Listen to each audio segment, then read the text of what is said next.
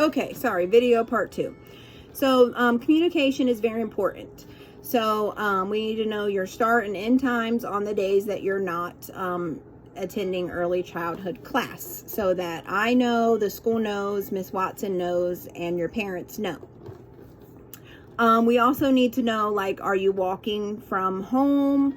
Are you using a personal vehicle? Are you using a COTA bus? So we like to know what transportation methods our students are using, because you're still our responsibility during the school day. And then your parent needs to know if you're doing open lunch, which is that you're not getting food from the school. This is more important when we are face-to-face. So, of course, you can always have the option to eat during your lunch period and then head towards your internship employment site. We need to know the name of the child care center, their phone number, or and/or a backup number 2, an email, address, city, Ohio. So the state is Ohio, of course, and then their zip code. The director or supervisor. So sometimes it might not be the director owner who is your immediate supervisor. It may be someone who's over the infant toddler classroom, or classrooms, or someone who's over the preschool classrooms. So that's okay. You can give both those names or one name, and then they can provide an email or signature on this form, and then the date.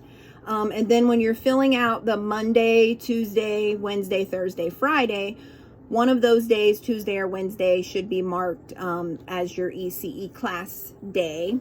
And then the other days you would put your start and end times of the internship. This will also help us predict how many hours you're going to be earning at this placement, to see when you will possibly hit the 480.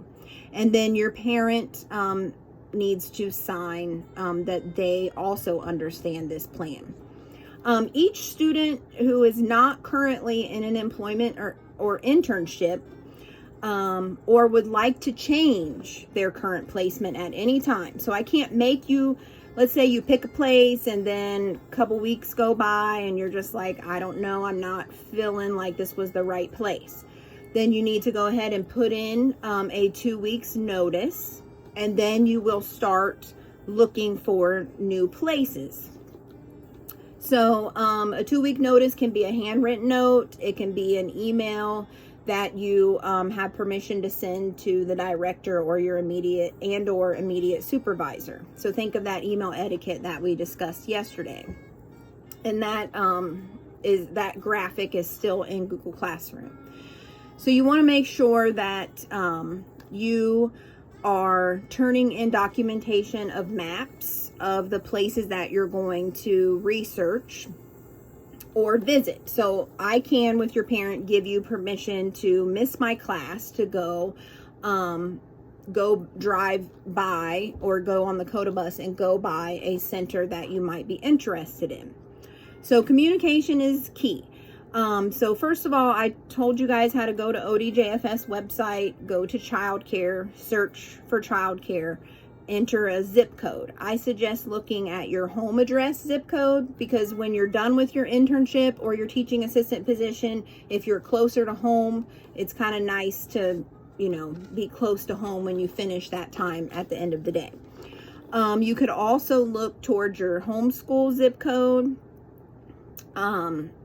or a Columbus City school zip code that's close to you.